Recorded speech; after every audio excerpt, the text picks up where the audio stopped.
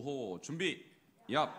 구호 시작. 찾아보자. 말해보자. 데려오자. 얍. 예, 오늘은 지난주에 이어서 상호 교류 분석을 통한 리더십 개발 두 번째 시간을 갖도록 하겠습니다. 그러니까 이제 애니어그램이라는 것은 사실 내가 누구냐, 나라는 사람을 잘 이해하고 깨닫는 것에 초점이 있다면, 이 상호 교류 분석은 내가 다른 사람들과 어떻게 관계를 잘 맺느냐, 그러니까 상호 교류라는 것이 나와 타인과의 관계를 어떻게 하면 잘 소통할 수 있는 관계로 만드느냐라는 것에 초점이 있습니다. 그래서 지난주에 상호 교류 분석의 중요한 세 가지 자아의 상태를 말씀드렸는데, 크게 세 가지 자아가 있다 그랬죠. 자, 첫 번째 자아는 무슨 자입니까? 자, 부모자가 있다 그랬어요. 부모자인데 두 가지 종류가 있어요. 어떤 자아가 있습니까? 비판적 부모자, 늘 지적하고 혼내는 부모자아가 있는 사람이 있고, 두 번째는 양육적 부모자, 그래서 다른 사람을 잘 돌보고 또 배려하고 하는 그런 자아를 갖고 있는 분이 계셔요. 두 번째 자아는 이제 성인자라고 해서 나이에 상관없이 항상 어른스럽게 사고하고 판단하는 것을 말하는 것이고요. 세 번째 자아는 어린이 자라고 하는 것인데, 이 어린이 자는 뭐 유치하다 이런 개념이 아니라 어떻게 보면 순수하고 맑고 또 그런 의미도 포함되어 있습니다. 자, 이런 자아들이 서로 우리 안에 세 가지가 다 있거든요. 그래서 지난주에 테스트를 다 했고, 혹시 지난주에 안 계셨던 분들은 거기 테스트지 있으시죠? 거기에다가 좀 이따 여러분 시간을 이렇게 한 5분이면 테스트가 됩니다. 그래서 나는 이 세 자아 중에 주로 어떤 자아로 살고 있는가를 점검해 보시는 것이 좋겠습니다. 그래서 여러분은 사실 이미 성인이지만 자아가 성인이 아닐 수도 있고 또 성인일 수도 있고, 자아 중에서도 또 부모와 같은 마음으로 사는 사람이 있어요. 그래서 이런 마음들을 우리가 서로를 이해해 주는 것이 참 중요해요. 그래서 이 세 자아가 서로 이렇게 만나는 거예요. 겉으로는 다 성인이지만 내 안에 있는 자아가, 어린 자아가 많은 경우는 사람들에게 보일 때 어떻게 보냐면 좀 어린애처럼 보여요. 이게 긍정적인 측면은 뭐냐면 순수하게 보인다는 것이죠. 꾸밈이 없어요. 근데 부정적으로 보면 좀 생각이 어린애처럼 다른 분이 볼 때 좀 못 미치는 경향이 있을 수 있습니다. 이런 내 안에 형성된 자아들이 나도 모르게 형성된 거거든요. 근데 그 형성된 자아가 오늘은 이렇게 만났을 때 좋은 교류가 될 수도 있고 좋지 않은 교류가 발생할 수도 있어요. 여러분이 누구랑 딱 대화했을 때 나랑 대화가 되는 사람이 있고요, 어떤 사람은 대화가 이렇게 부딪히는 사람이 있다고요. 근데 그 부딪히는 이유가 뭘까? 그 여러분의 내면에 이 형성된 자아 때문에 그래요. 그래서 성인 이 부모 자아 중에서 이 비판적 부모 자아가 있는 사람은 나도 모르게 말끝마다 지적질을 해요. 그럼 그것은 나도 모르게 형성된 것입니다.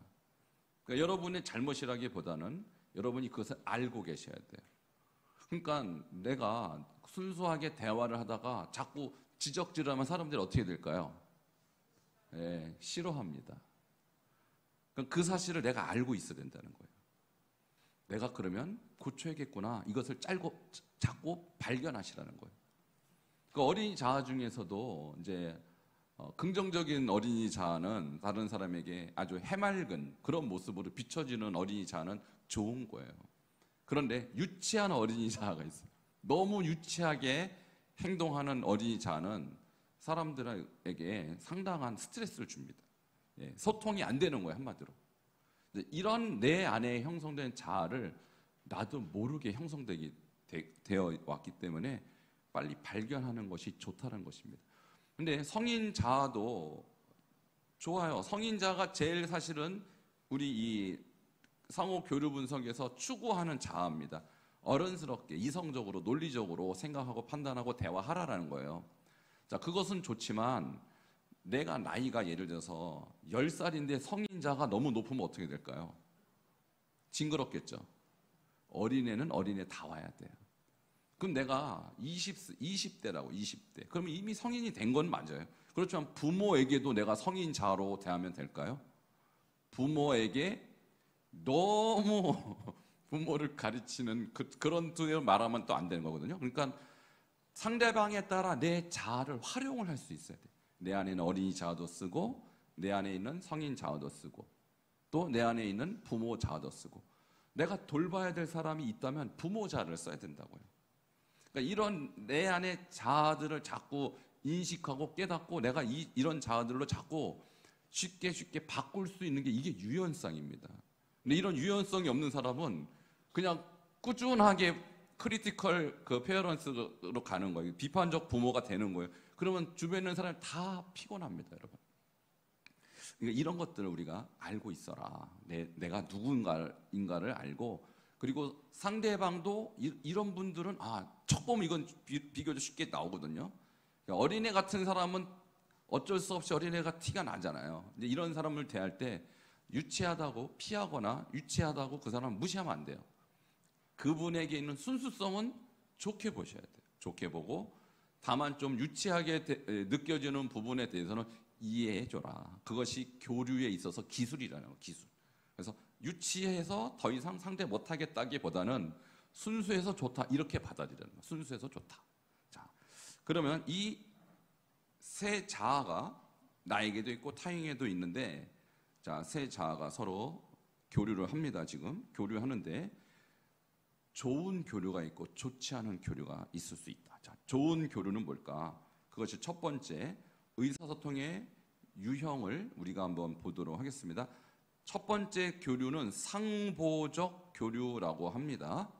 근데 말은 좀 어렵지만 서로 대화가 잘 된다라는 뜻이에요. 상보적, 서로 보완하는 교류다 이런 말입니다. 그래서 이 상보적 교류의 정의라는 것은 뭐냐면 예상된 자아 상태에서 예상된 자아 상태로 반응하는 것이다. 이게 좀 말이 어렵지만 우리 다 성인이거든요. 그럼 성인들과 성인이 만나면 성인으로서 어른 자아로서 만나는 것입니다. 서로. 근데 같은 비슷한 또래가 만났는데 한 사람이 너무 어린애 같이 답변을 한다거나 그러면 서로 당황이 되죠. 자, 그래서 상보적 교류는 내가 저분이 어른이고 성이니까 내가 하는 말을 잘 알아들을 것이다. 근데 실제로 잘 알아듣고 그렇게 나한테 응대한 경우가 상보적이다. 서로 보완되는 관계다. 그래서 의사소통이 원활합니다. 이럴 경우에 예시로 보면요, 교회에서 오늘 예배 몇 시에 시작하나요? 라고 질문합니다. 그러면 11시에 시작합니다. 또는 오후 3시에 시작합니다. 뭐 처음 오는 사람이 이렇게 물을 수 있을 수 있잖아요. 아니거나 또는 뭐 우리 교회를 나온 지 얼마 안 되신 분 뭐 이렇게 물을 수 있습니다. 자, 그러면 이분이 몰라서 질문하는구나 라고 어른스럽게 대답을 11시에 합니다. 이렇게 대화를 하면 그 다음 대화가 또 진행이 되겠죠. 이것이 상보적 교류. 이건 하나의 예시입니다. 여러분 뭐 다른 예가 또 뭐가 있을까요? 예를 들면 뭐 목장 모임 어디서 해요? 라고 질문할 수 있죠. 우리 같은 목장에서 뭐 여기서 할 수도 있고 저기서 할 수도 있고 뭐 바뀔 수도 있잖아요. 그러면 오늘 목장 모임은 지하실에 해요. 이렇게 대답해주면 그렇군요. 대화가 순조롭죠. 자, 근데 두 번째 이제 대화로 넘어가면 대화가 안 되는 경우가 발생할 수 있어요. 아니, 당신 정신 못 차리고 안 듣고 뭐 하고 있었어? 이렇게 대답할 경우 대화가 더 이상 되겠습니까? 안 되겠죠. 자, 이것이 이제 교차적 교류라고 합니다. 상보적은 서로 대화가 되는 것이고 교차, 크로스, 서로 대화가 이렇게 크로스가 되는 거예요. 대화가 안 돼요. 자, 이것은 뭐냐면 예상과 다른 자아 상태에서 반응하는 것이다. 그래서 결과는 의사소통이 중단되고 갈등이 발생하는 거예요. 예를 들면 오늘 예배 몇 시에 시작하나요? 그것도 모르고 교회 다녀? 이렇게 대답할 수 있다는 것이죠. 예를 들면 특별한 예배가 있을 수 있잖아요. 그죠? 오늘 무슨 뭐 행사가 있을 수 있고 그러면 그 오늘 몇 시에요? 그러면 아니 광고 안 듣고 뭐 했어? 정신 어디다 두고 다녀? 이렇게 대답하면 안 된다는 거예요. 근데 이렇게 대답하는 분이 있더라. 있어요, 없어요? 그분들 어떻게 이해하셔야 돼요? 아, 이분은 교차적 교류 유형을 취하시는 분이구나. 대화의 방식이 교차적이시구나. 이렇게 얘기해야지 이 사람 이상한 사람이네. 이렇게 하면 안 된다는 거예요. 그러니까 우리가 교회 안에서 이런 사람도 있고 저런 사람도 있다. 그러니까 내면의 상태가 달라서 그렇다는 거예요. 내면의 상태가. 그를 죄인 취급하면 안 된다는 거예요. 이게 교차적 교류다. 그러면 세 번째 유형이 있어요. 이면적 교류라는 것은 뭐냐면 대화는 어느 정도 되는 것 같은데 마음이 상해요. 이건 또 뭐냐? 그러니까 겉다르고 속다르게 말하는 거예요.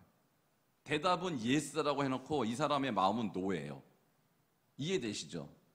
그 속이 꿍한 사람이 있다 이 말입니다. 예를 들면 이제 표면적 메시지와 숨겨진 메시지가 다르다라는 것인데 그게 뭐냐면 말과 행동이 다른 경우 오해와 갈등이 되겠죠. 그래서 자 예를 들면 교회에서 뭐 담임 목사가 우리 성도님들에게 자 이런 좀 일을 좀 해주십시오. 부탁을 드립니다. 그러면 대답하기에는 아 물론 제가 하겠습니다. 대답은 잘했어요. 근데 속으로는 아 하기 싫은데 목사님 맨날 나만 시켜. 이런 심보를 가질 경우 이게 이면적 교류다. 그러면 안 되면 안 된다고 얘기하시면 돼요. 내가 바빠서 몸이 힘들어서 이유가 있어서 못합니다. 그러면 아 그렇군요. 알겠습니다. 제가 그렇다고 욕하지 않습니다. 근데 아유 제가 다 하죠.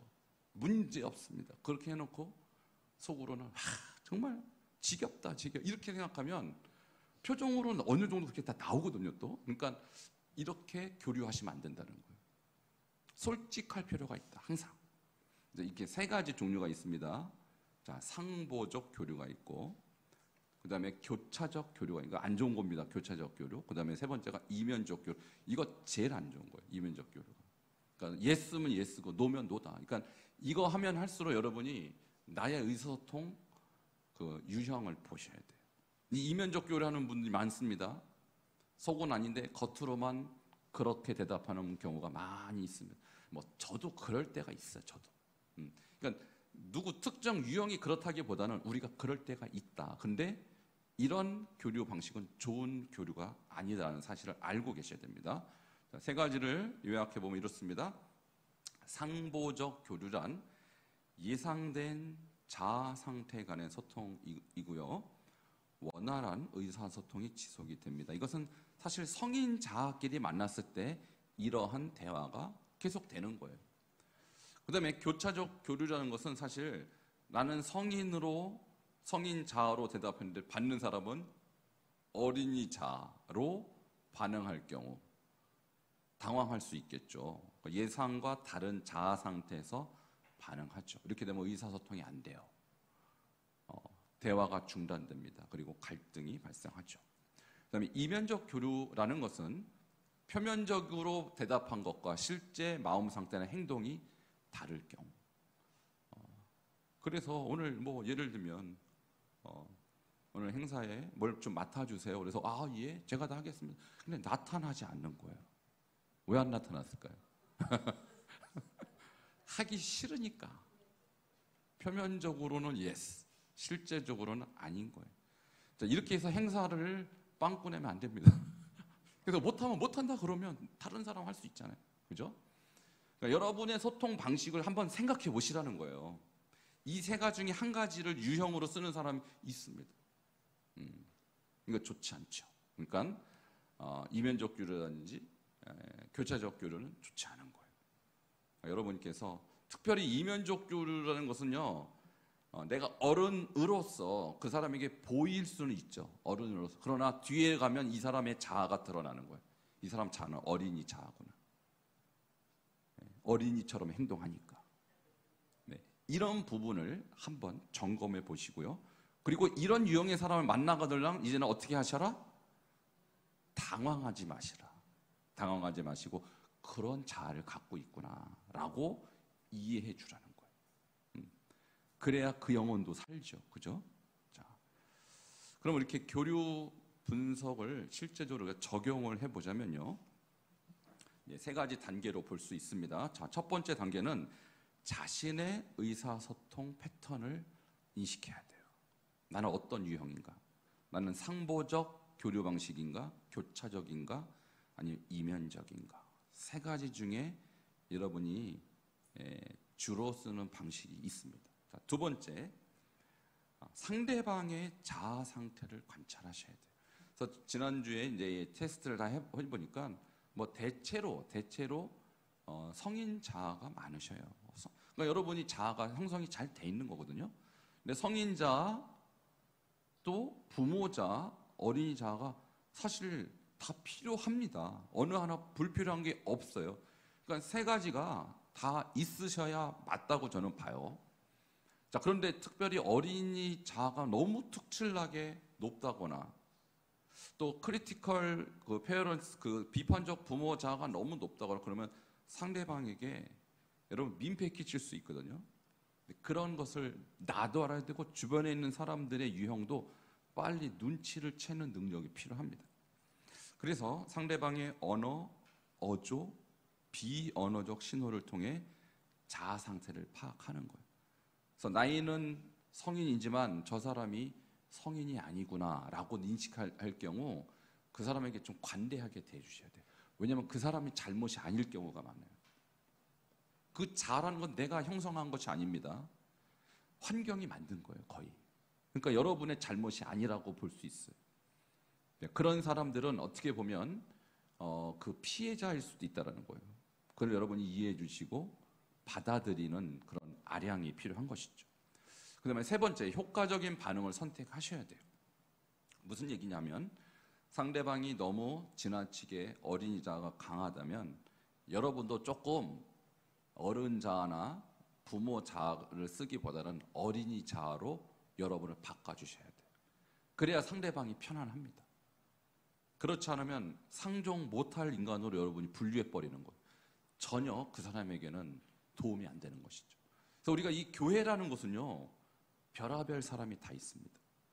별하별 유형의 사람이 다 있어요.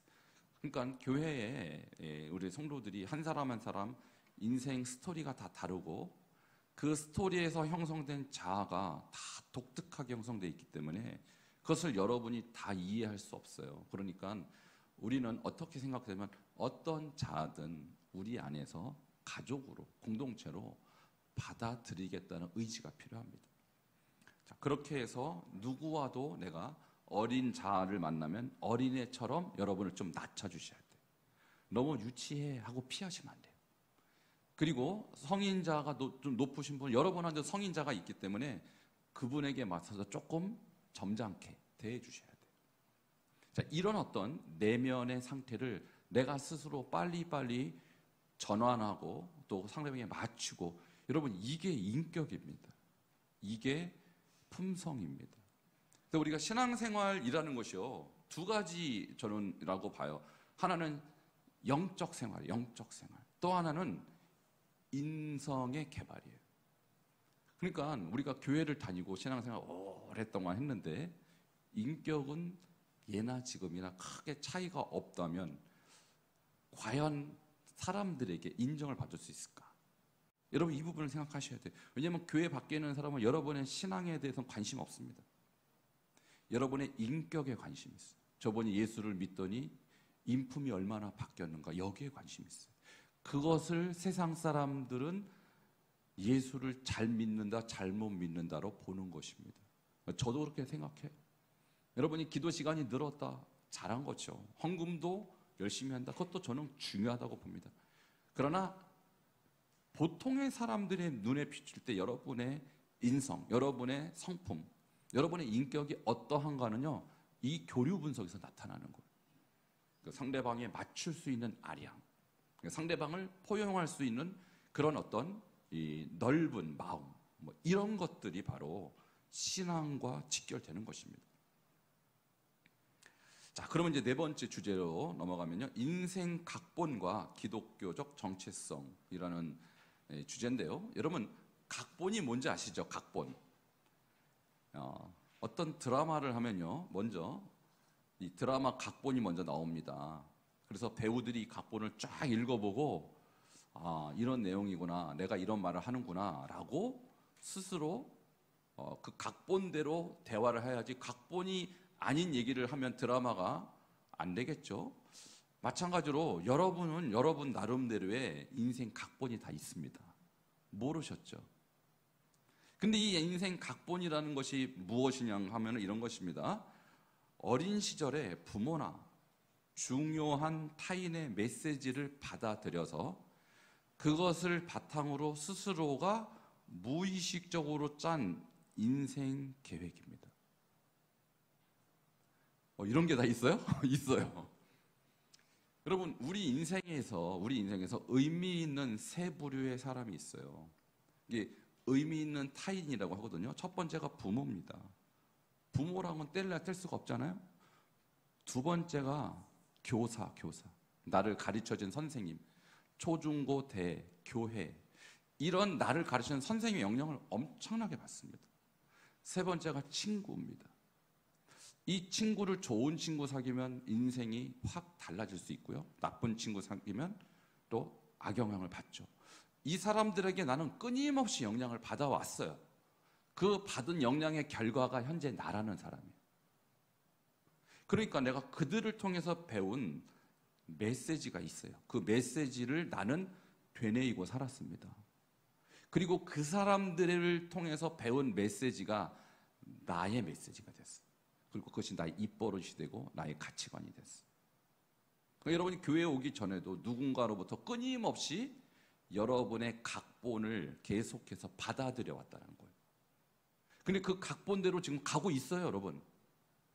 여러분의 생각의 각본, 언어, 입술의 각본대로 여러분의 행동이 글로 가고 있거든요. 이거는 굉장히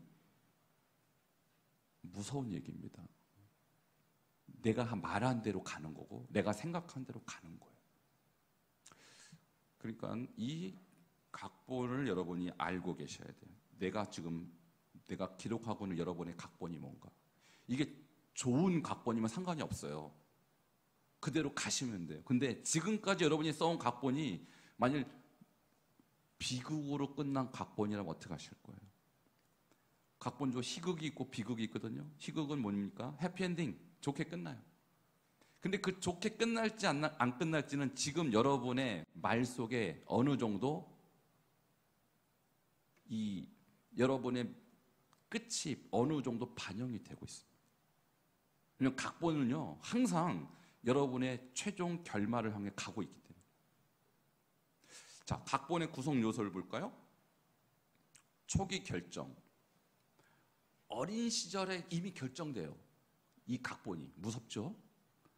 나는 어린 시절에 사랑받을 수 없다. 나는 실패할 운명이다 같은 결정들이 부모라든지 친구라든지 또는 교사라든지 이런 의미 있는 타인으로부터 나한테 계속 메시지가 전달되면 그것이 나의 각본이 돼버려요. 그러니까 여러분의 문제일 수도 있지만 타인과의 관계 속에서 형성된 문제이죠. 그 다음에 부모의 메시지가 결정적입니다. 직접적 또는 간접적으로 주어진 금지가 있어요. 금지. 이거 안 돼. 그죠? 그거 하지 마. 이런 부모님의 교육이 있어요. 뭐 하면 안 되고 뭐 하면 되고. 그리고 명령이라는 거 있어요. 이건 해야 돼. 집에서 여러분에게 강조했던 안 된다는 거 또는 해야 하는 거를 계속해서 여러분은 부모로부터 주입되어 왔습니다. 이게 여러분의 각본이 됐어요. 그것이 좋은 거든 나쁜 것이든. 자, 그 다음에 강화된 신념. 성인이 되어서도 그 이후의 삶에서 그 생각을 증명하는 행동과 경험을 합니다. 예를 들어서 남자들 같은 경우, 그죠? 어른들이 특별히 유교적인 분들은 이런 말을 합니다. 남자는 울면 안 돼. 그래요. 울면 안 돼. 여러분, 남자 울면 안 됩니까? 저는 된다고 생각해요. 눈물 나면 울어야죠. 근데 우리 유교 사상은 남자는 딱 3번만 우는 거야. 태어날 때, 부모님 돌아가실 때, 자기 죽을 때인가? 자기 죽을 때 어떻게 또 우나? 어쨌든 3번밖에 울면 안 돼요. 여러분, 이게 주어진 금지입니다. 나도 모르게. 그래서 꼭 참아요. 울고 싶은데 여러분 꾹 참으면 병나요. 울고 싶을 때 울어야 돼요. 이게 주어진 금지인데 이게 나도 모르게 형성돼 버린 거. 그리고 부모님이 이렇게 특별히 유교 사상이 아주 심한 경우는 뭐예요? 부모님이 먼저 아버지가 밥숟가락을 뜨고 밥숟가락을 내리고 그 다음이 우리가 할 수 있는 거예요. 밥숟가락을 뜨는 것도 내린 것도 내 마음대로 못하는 거. 이런 명령 굉장히 우리에게 깊이 들어와 있습니다. 자, 그것이 나중에 삶으로 어떻게 형성되냐? 나도 우리 애들한테 그렇게 하더라. 나도 그렇게 하더라. 좋은 게 아닌데도 그렇게 강요를 받았으니 나도 강요하더라. 이게 남자들은 그렇고 여자들도 마찬가지. 여자들은 뭐에 대한 이 금지가 있습니까? 일찍 들어와 이런 거 있잖아요. 왜? 해지면 들어가야지 여자가. 뭐 이런 거 있잖아요. 이러는 것들이 아주 우리에게는 강압적으로 이렇게 형성되어 온 것들이 있더라. 그래서 나도 모르게 내 딸에게 내가 그렇게 말하고 있더라. 나도 모르게 내 자녀들에게 그렇게 억압을 하고 있더라. 이런 겁니다. 이것이 강화된 신념이에요. 그 다음에 각본의 결말은 뭡니까? 파괴적이든 성공적이든 일정한 방향을 갖고 글로 가는 것입니다. 글로 가는 거예요. 이것이 인생 각본의 구성 요소입니다. 예를 들면요, 이런 것이 있습니다. 나는 아무리 노력해도 인정받지 못할 거야. 이게 나에게 주입된 일종의 인생 각본이라는 거예요. 이거 부모가 나한테 그런 말을 했든지, 친구들이 나한테 그런 말을 했든지, 교사로부터 이런 말을 들었든지, 나는 뭘 해도 안 될 거야 라는 부정적인 인생 각본을 갖고 있는 사람들은 잘 안 바뀝니다. 이 생각이. 두 번째, 내가 잘 되는 것이 오히려 가족을 불행하게 만들 거야. 이런 생각을 갖고 있는 사람이 굉장히 왜곡된 자기 자아상을 갖고 있는 것이죠. 언제나 남을 도와야 나는 가치 있어. 이런 생각을 가진 것도 이게 긍정적이든 부정적이든 내 안에 각본으로 자리 잡고 있다면 여기에 매이는 거예요. 매여서 사는 거예요. 자, 그러면 한번 생각해 보십시오. 이제 여러분에게 각본이 다 있어요. 그리고 그 각본대로 지금 여러분은 나도 모르게 가고 있습니다. 이것이 좋다면 문제가 없다고 그랬어요. 해피엔딩으로 갈 거니까. 근데 저렇게 나는 노력해도 안 돼라는 각본을 갖고 있다. 이 사람 어떻게 될까요? 모든 면에서 실망과 좌절로 인생이 그렇게 끝날 가능성이 높죠. 그럼 이것을 인생 각본을 우리 기독교적 관점에서 어떻게 이해될까? 이 TA라는 것을 우리 기독교적 관점에서 이해를 한다면 우리는 인생 각본을 이제는 바꿔 써야 될 줄 믿습니다. 잘못된 인생 각본을 고쳐 써야 돼요. 고쳐 써야 돼요. 그 누가 고쳐주지 않으면 여러분 스스로 못 고칩니다. 근데 어떻게 고칠까?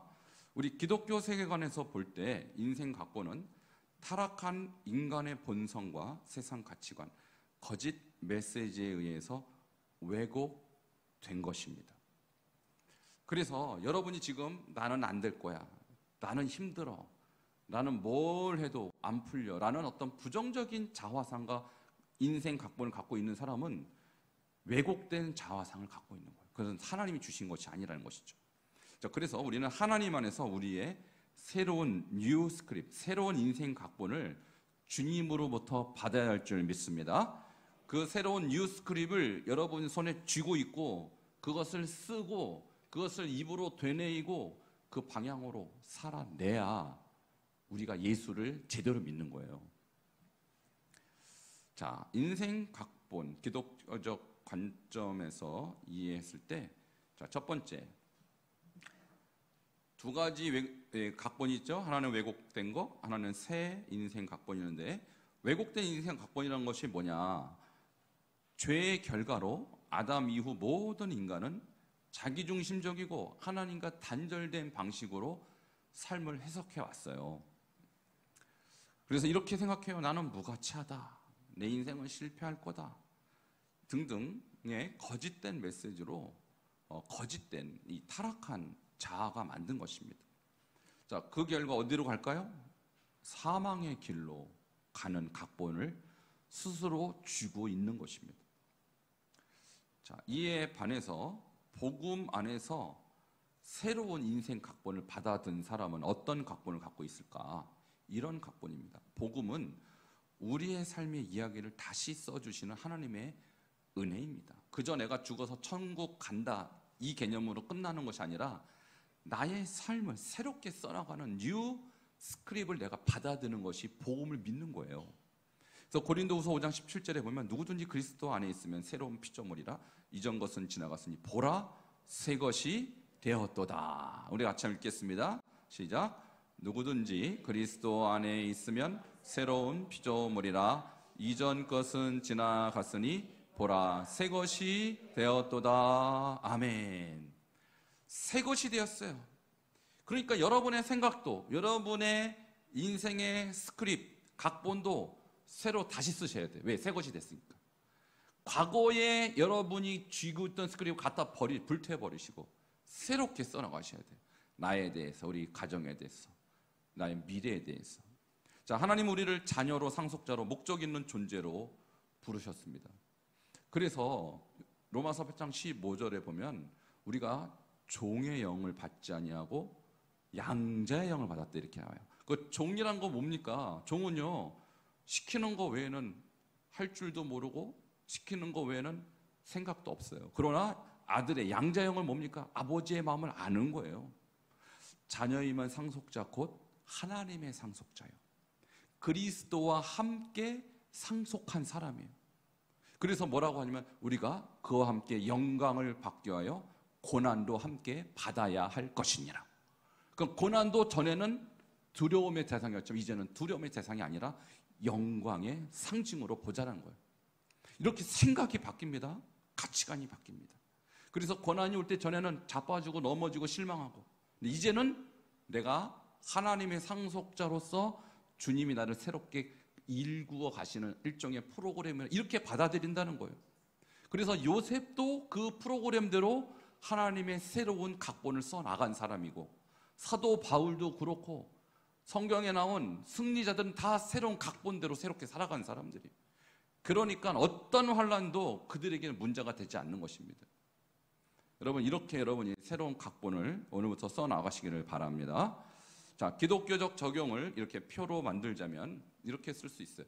TA 이론에 있어서 왜곡된 각본으로 우리가 들 수 있는 것은 나는 실패자야, 뭐 이런 생각들 우리가 할 수 있잖아요. 인생을 살다 보면 실패하는 것이 훨씬 많죠. 그럴 때 나는 실패자야 라는 것이 기본적인 사람들의 스크립트, 인생 각본이라면 여러분은 기독교 진리로서 새롭게 이 스크립트를 이 수정액으로 쫙 짓고 새롭게 써나가시는데 뭐라고 씁니까? 나는 그리스도 안에 있어 능력 있는 자야 라고 고쳐 쓰시라고요. 할렐루야. 자, 우리 옆에 분에게 한번 얘기했습니다. 당신은 그리스도 안에서 능력 있는 자이십니다. 믿습니까? 이렇게 여러분의 각본을 새롭게 쓰시라는 것입니다. 그 다음에 TA 이론에 있어서 이런 것이 있죠. 항상 거절당하고, 뭐 부모로부터, 교사로부터, 친구로부터 이렇게 거절당하고 부정적인 피드백을 늘 받아왔던 사람일지라도 하나님은 우리를 수용하시잖아요. 그러니까 뭐라고 성경은 말합니까? 내가 너를 지명하여 불러니 너는 내 것이라. 할렐루야. 자, 우리 다시 옆에 분에게 하나님께서 집사님, 권사님을 지명하여 불러나니 집사님은 하나님의 것입니다.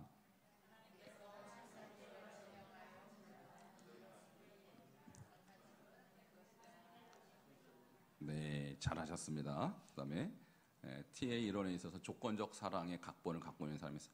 네가 잘하면 인정받지만 못하면 끝이야, 뭐 이런 각본들을 갖고 있거든요. 근데 그것이 아닙니다. 우리 하나님은 무조건적인 사랑을 베푸셔요. 우리가 아직 죄인 되었을 때, 우리가 언제요? 죄인 되었을 때, 우리가 조금 잘할 때, 우리가 조금 성적이 좋을 때가 아닙니다. 우리가 최악일 때 그리스도께서 우리를 위해 죽으심으로 하나님께서 우리에게 대한 하나님의 사랑을 확증해 주셨습니다. 그러니까 우리 인생의 시작은 무조건적인 사랑으로부터 시작한 것이지 조건적인 사랑이 아니라는 것입니다. 이게 세상적인 것과 그리스도 안의 새로운 스크립이 이렇게 차이가 있는 거예요. 자, 그래서 우리 옆에 분에게 다시 한번 축복하겠습니다. 내가 죄인 되었을 때, 우리 집사님이, 권사님이 죄인 되었을 때 주님이 죽으셨습니다.